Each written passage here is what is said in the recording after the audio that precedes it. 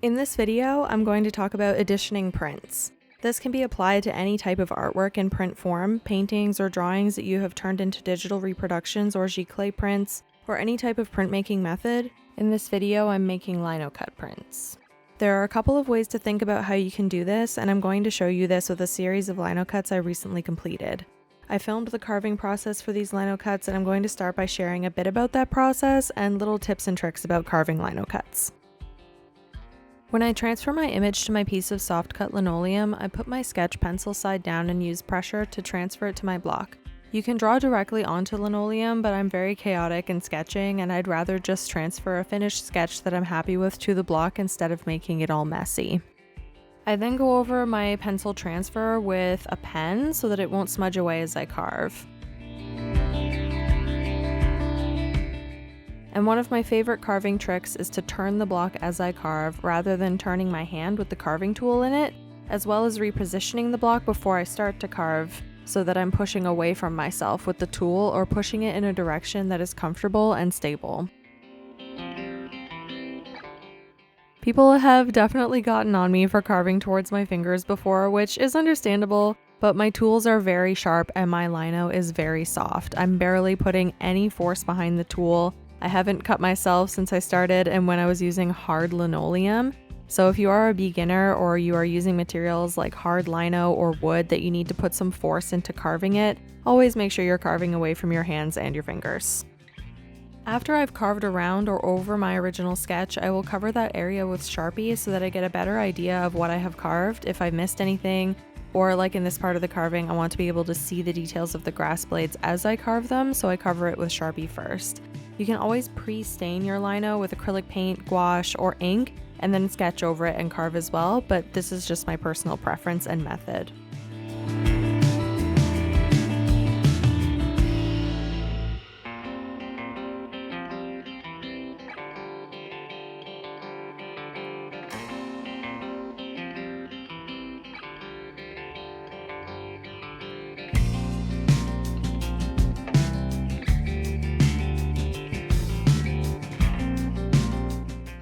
This series of prints is inspired by some of my favorite places and landscapes.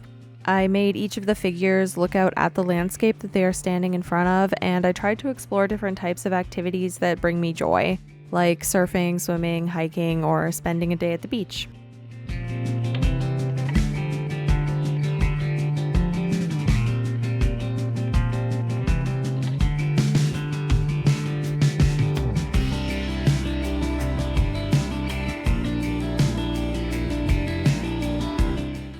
In this section, I wanted to cover the entire area with Sharpie before I carved the lines and ripples in the water. Just the way that it works for me, I wanted to be able to see it carved this way so I could immediately see how each line looked after I carved it.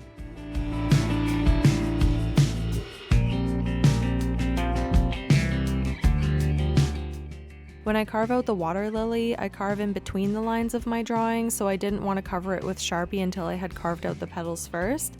This is why I like to add the Sharpie in small sections as I go, but again, you could always dye or stain your block with a different color of ink or acrylic paint or gouache as well before you actually sketch and then carve it out.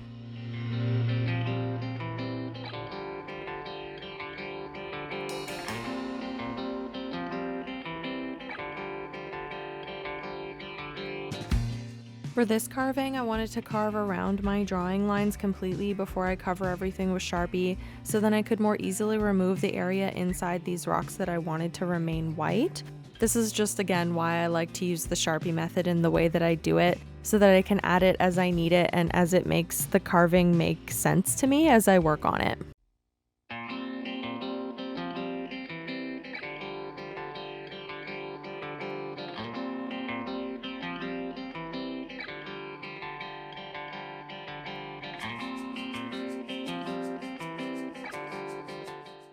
Another thing I tried to do with this series of prints is to explore different types of textures I can add with my carving tools, like dots in the sand, lines for blades of grass, or stippling for leaves. As I made each print, I tried to think of an area I could add texture to create different types of detail and visual interest.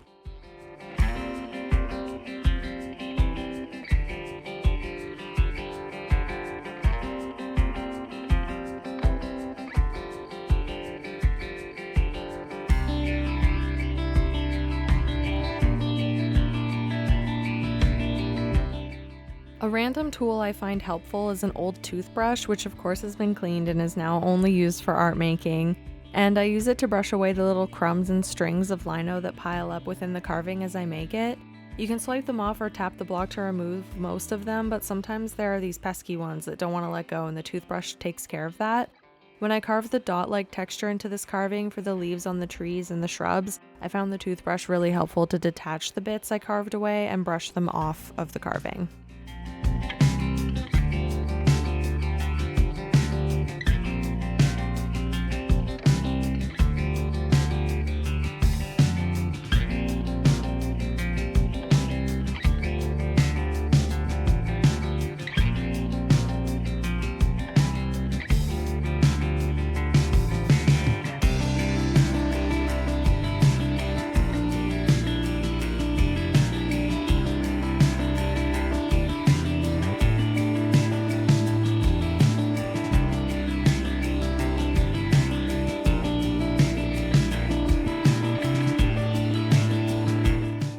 Now that all of my Lino-Cuts are carved, let's talk about additioning. I'm using water-based block printing ink made by Speedball and my press made by Woodzilla. The first thing about making any Lino-Cuts, but especially additioned prints, is you want your hands to be clean. I am always checking over my hands and surfaces before handling anything to make sure I am not making an inky mess. Having some baby wipes or a rag or paper towel around is very helpful to keep things clean. I am going to roll out my ink on a piece of glass using my brayer tool and then roll it onto the surface of my carving. It can sometimes take a few prints to learn how much ink each carving needs or where tricky spots are, but I always roll out my ink in a thin layer on my glass so it doesn't clog up my carving by being too thick and goopy. The goal with an addition is to make every print as identical to each other as possible, and one way to help achieve this is to create some kind of registration key for your carving. Mine is on a clear piece of acetate that I traced around the paper that I'm going to use. I line up my block with the center of this traced area so that when I place my paper down, it centers the carving on the paper. If you want to learn more about registration, check out my video on that. Now that my carving is all inked up, I'm going to carefully place my paper on top. I line up one end of my paper with the tracing I made on my registration key, and then I hold it in place as I let the other side of the paper fall down onto the carving. I am going to use my press to print this carving, but if you want to learn more about printing by hand, I also have a video on that as well. Every time I press a carving, I always take a small peek before taking the entire piece of paper off of it to make sure everything printed well. If it didn't, I will sometimes apply more ink and then press it with my hand or a wooden spatula in the areas that needed a little bit more pressing to get it to transfer to the paper properly. The trick with this is to be extra careful that the paper doesn't shift.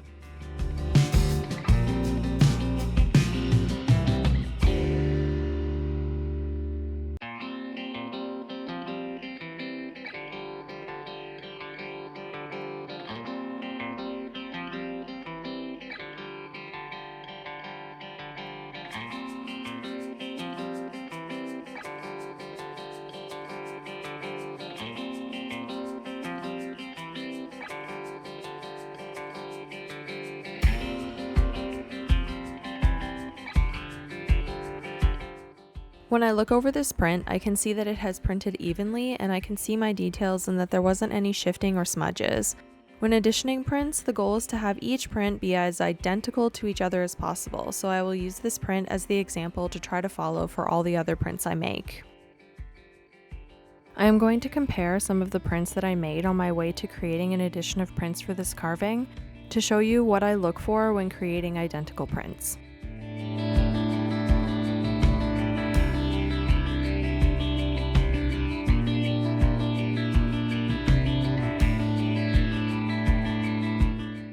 Comparing these two prints, they appear to be quite identical and could both be counted as part of my edition. However, there are some very small differences between them. This area in the leaves printed a bit differently, and there are spots in the sweater that printed slightly differently, and a small area in the water on the bottom right. Some printmakers, depending on their level of pickiness, would not count these as identical and would not addition them together. The more identical your prints are, the more valuable they become, as they become more limited because of your level of pickiness. However, I find these are close enough for my personal preference, and I will put them in my edition of prints together. The print on the right is my first print and the example that I'm following, and the print on the left is the one that I just printed. They are super similar, but there is a small spot that did not print perfectly on the one on the left on its right side, right here. So the print on the left would not count toward my edition, as it is not identical to the one on the right. This print also won't count towards my edition. There are some small errors with a bit too much ink in a couple of places. However, this one will go into a folder I call my print seconds, which are prints that almost turned out perfectly, and I sell them at a highly discounted price. So here's my edition. I managed to get 10 prints, 9 shown here, but that's all that would fit on my press to show you. They are all super close to being identical to each other, so close that I would definitely consider them to be a set. You can make an edition of any size, 10 prints, 50 prints, 500 prints. The goal is that they are as identical to each other as possible to be considered an edition.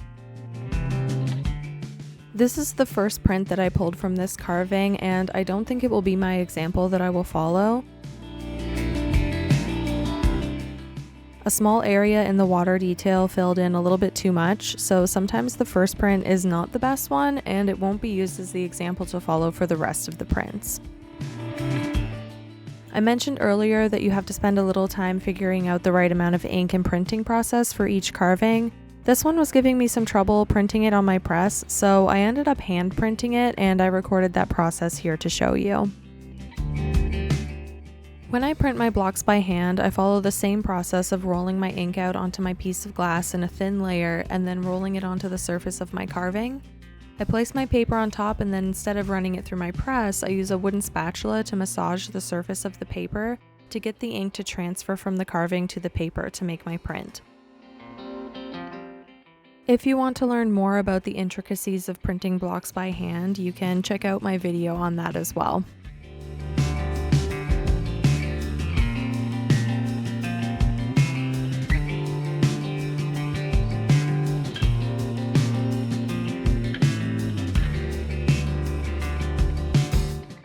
This one ended up having a small spot of ink on the border, which is why wiping down your surfaces with a rag or paper towel is so helpful during this process.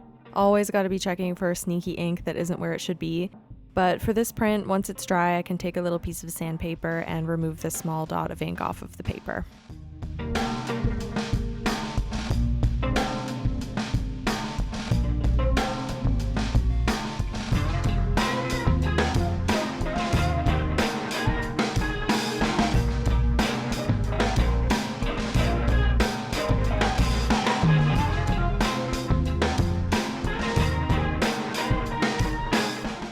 The second part of editioning prints is signing and numbering them. This is the format that I was taught to sign and number your prints in an edition with. You have your printed image here, and then within the printed image area underneath it in the left, you will have the number of the print, like 1 out of 13 or 1 of 13, your title in the middle, and then your signature and date on the right.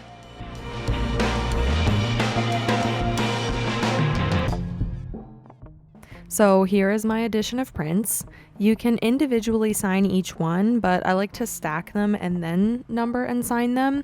Just make sure none of them are upside down in the stack as you do this. I stack them so that the bottom of my printed area is visible and accessible to sign.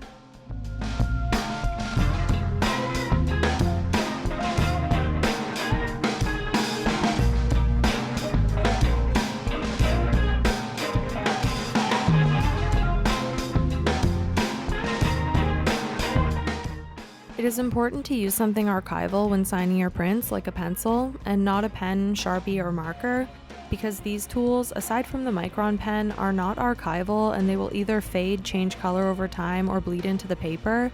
Graphite in your pencil is archival and won't change over time.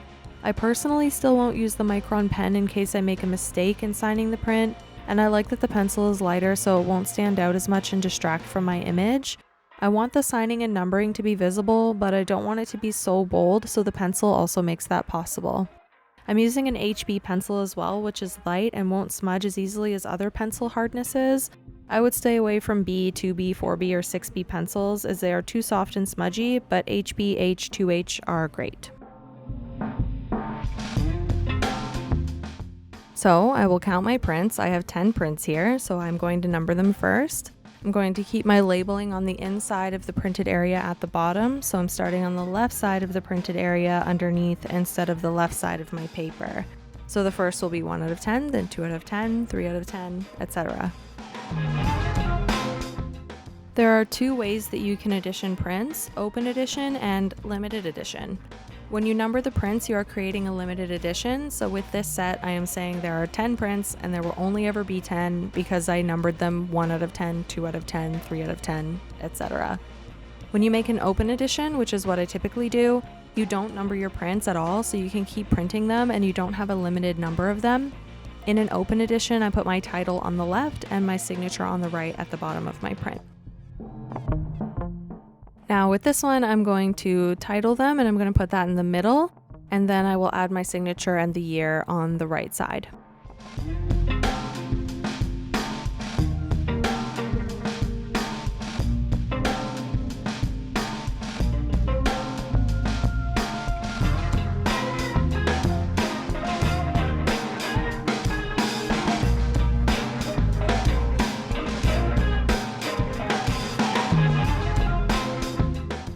So for this print, I am showing you how I label open edition prints. It's all the same except I'm removing the numbering here on the left.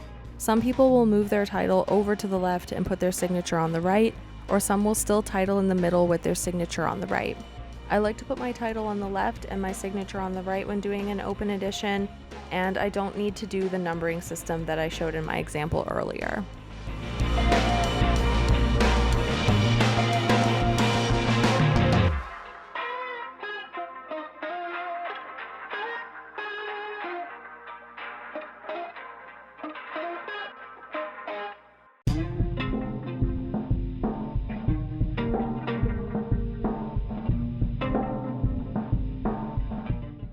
So the last thing I'm going to talk about are seconds prints. These are prints that almost turned out perfectly, but I can't count them in my limited or open editions because they aren't identical enough to the best print I can make from the carving.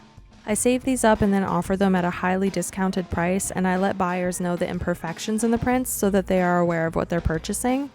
So the way that I sign these prints, because they aren't in an edition where all the prints need to be as identical as possible, I will sign them the same way except where the numbering system typically goes. I will indicate that it is a seconds print by putting 2P for seconds print. They are seconds because the first you include in your edition because they are good copies, and seconds are excluded but aren't necessarily trash. Thanks so much for watching this video. I hope you enjoyed it and learned some things about editioning prints. Here's all the prints made from the carvings shown in this video, and I will link my online shop in the description of this video if you are interested in checking out my work. I also have a few other videos on Lino-Cut printmaking if you want to learn more about it, and please consider subscribing to my channel so you can see future videos, and give this video a like if you enjoyed it. See you next time!